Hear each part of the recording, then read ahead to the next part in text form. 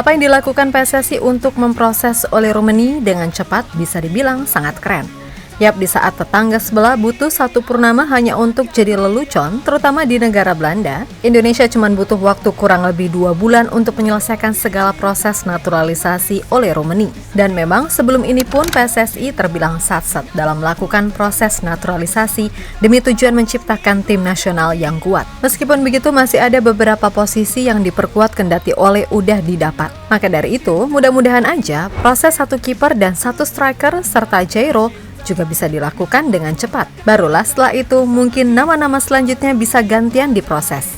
Nah, melihat hal tersebut, diketahui media-media di Italia justru menganggap apa yang dilakukan PSSI hanya mencerminkan betapa lemahnya potensi pemain lokal binaan dalam negeri. Sesuatu yang kemudian diketahui membuat Jesus merasa nggak terima. Di satu sisi, ada kabar menarik manakala media-media di Belanda mengatakan kalau dalam waktu dekat, PSSI akan ketambahan setidaknya 4 pemain untuk bisa dinaturalisasi. Jelas kalau itu benar, maka boleh jadi di bulan Juni nanti kita akan melihat komposisi timnas Indonesia dengan versi yang lebih upgrade.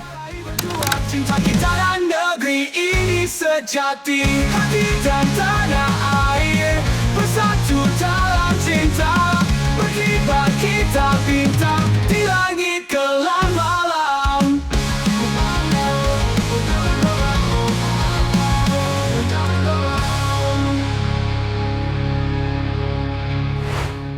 Di tengah gemerlap pujian yang menyelimuti timnas Indonesia, PSSI diketahui masih akan coba untuk mempercepat proses 3 nama lagi setelah Ole Roemeny untuk keperluan timnas senior. Di mana 3 nama tersebut diprediksi adalah Jairo, Mauro, dan Emil Audero. Tentu kalau semisal ketiga nama tersebut sukses dinaturalisasi tepat waktu, maka peluang untuk meraih 6 poin atas Australia serta Bahrain jadi lebih terbuka.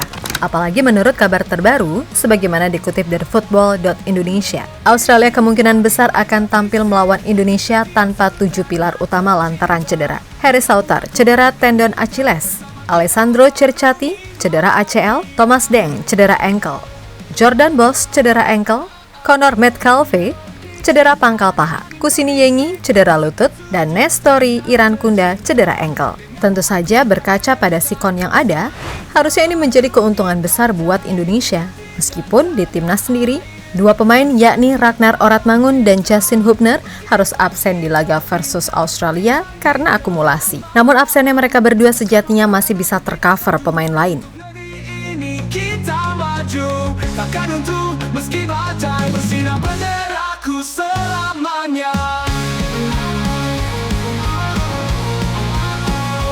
Agar kita takkan pernah mundur dengan semangat yang tak terkalahkan. Mimpi besar kita raih berdua, cinta kita dan negeri ini sejati, hati dan tanah air bersatu dalam cinta.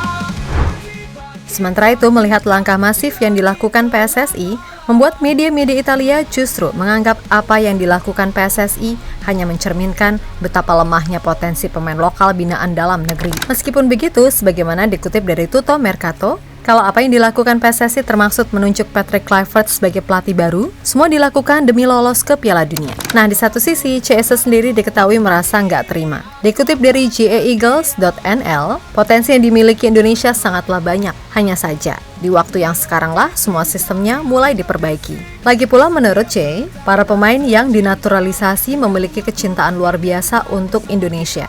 Walaupun secara fakta, para pemain yang ada lahir dan tumbuh besar di luar negeri.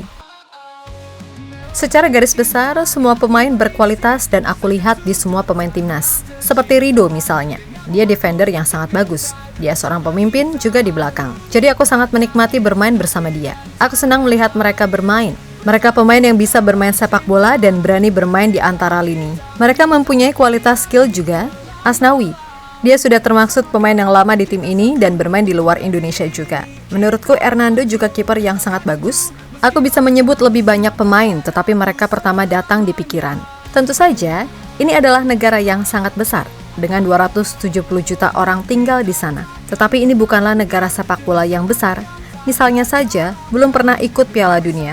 Tapi menurut saya, timnas Indonesia sedang naik daun. Semakin banyak pemain seperti saya yang merupakan warga Indonesia, namun juga bisa bermain untuk negara lain, pindah ke sana. Hal ini bisa menimbulkan reaksi berantai, seperti yang terjadi di Maroko beberapa tahun lalu. Mereka akhirnya mencapai semifinal Piala Dunia. Impian saya adalah bermain untuk Indonesia di Piala Dunia, tegas Kapten Timnas Indonesia tersebut.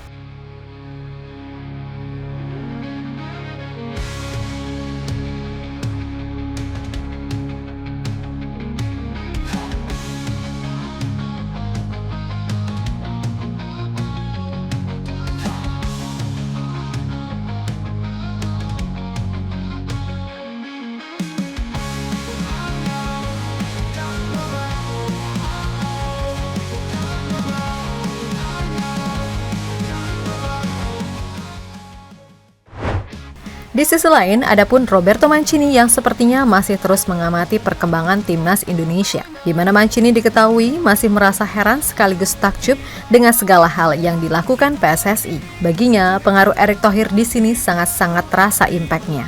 Dan ia menegaskan kalau Indonesia beruntung punya ketua umum yang sangat-sangat luar biasa dalam diri beliau. Nah, Mancini sendiri juga yakin kalau PSSI nggak akan selesai dengan nama-nama yang udah beredar. Sebab menurut media-media terutama yang ada di Belanda, setidaknya akan ada 4 nama baru yang udah menyatakan kesediaannya membela Indonesia. Yap, 4 nama pemain tersebut adalah Emiliano Jonathans, Dean James, Dean Sandbergen, dan Adrian Wibowo, pemuda yang baru aja promosi ke tim utama LAFC yang berkompetisi di MLS. Meskipun nama-nama tadi adalah pemain muda, namun secara talenta, mereka dinilai akan memberikan nilai tambah buat Indonesia. Emiliano, semua publik tanah air tahulah gimana mainnya. Dean James, yang bisa jadi pesaing bagi Kelvin Verdong. Dean Sandbergen, yang bisa jadi alternatif semisal oleh underperform. Dan Adrian Wibowo, yang kemampuannya udah diakui di Amerika Serikat serta udah punya pengalaman internasional karena dia merupakan anggota timnas U17 Amerika Serikat. Kita takkan pernah mundur dengan semangat yang tak terkalahkan. Mimpi besar kita raih berdua, cinta kita dan negeri ini sejati. Hati dan tanah air bersatu dalam cinta. Berkibar kita bintang di langit kelam malam.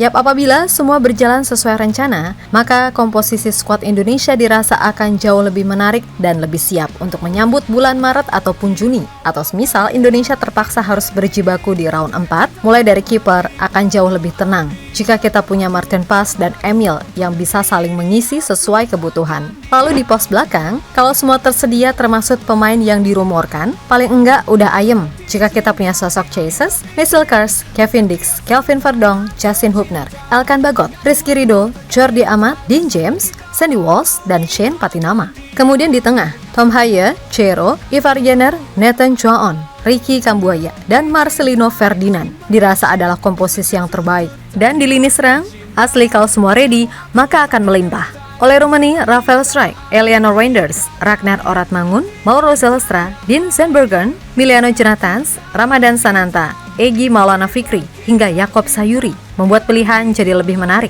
Intinya dengan stok pemain yang melimpah, setidaknya itu akan membuat Patrick Kluivert, Alex Pastoor, Danny Lancet, dan Gerald Vandenberg jadi lebih mudah dalam menentukan taktik dan variasi.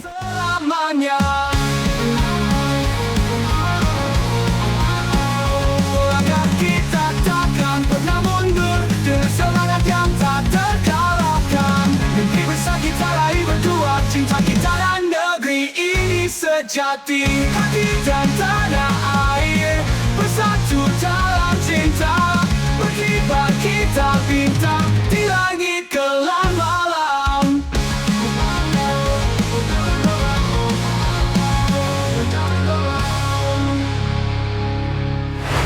Yap, terlepas dari apapun, pokoknya Mimin selalu berharap yang terbaik buat timnas. Gak usah peduliin mereka-mereka yang tiba-tiba muncul macam pelaku Judoy Laknatullah yang ngomong seolah si paling nasionalis. Ingat ya, dulu kalian kemana pas timnas lagi kocak-kocaknya? Sekarang aja ketika timnas nge-up, ikut-ikutan bahas timnas. Mana nyenggol soal naturalisasi pula, dikatain inilah, itulah.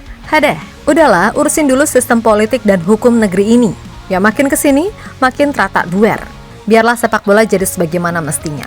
Dan ingat, mereka yang dinaturalisasi adalah mereka yang punya keterikatan dengan Indonesia. Jadi kalau masih menganggap mereka orang asing, ya udah berarti emang ada yang salah sama hati dan pikiran mereka. Lalu buat orang-orang yang beneran jadi haters, terutama buat pemain keturunan, yang gak semua orang tahu apa yang udah mereka korbankan hanya untuk jadi WNI. Kalian itu teriak-teriak lokal pret, kualitasnya gak kalah atau lebih baik dari mereka. Tapi apa kalian sadar? Beberapa tahun ke belakang, sebelum mereka semua masuk, Indonesia selalu jadi tim samsak serta guyonan bagi negara lain, termasuk tim-tim tetangga macam Thailand, Malaysia, dan Vietnam, dan selalu dianggap lumbung gol ketika main di level Asia. Jadi apa yang bisa dibanggakan dari semua masa lalu yang kelam itu? Kebantai 10-0 sama Bahrain, kalah 4-0 dari Filipina, hancur lebur di round 2 kualifikasi Piala Dunia 2022 yang ketika itu bahkan dihajar kanan kiri sama Malaysia, Thailand, dan Vietnam. Belum lagi dualisme yang bikin Indonesia disanksi FIFA. Mau balik ke zaman itu, mikir woi mikir. Dah pokoknya, biarkan timnas Indonesia sekarang main dan berjuang dengan tenang. Jangan karena timnas udah hype setinggi ini, kalian pansos cari nama berkedok peduli sepak bola Indonesia. Dan buat para punggawa Garuda, fokus aja ke sisa match di round 3 ini. Gak usah peduliin ucapan-ucapan dari orang-orang yang cuman pengen cari panggung. Oke, kita Garuda.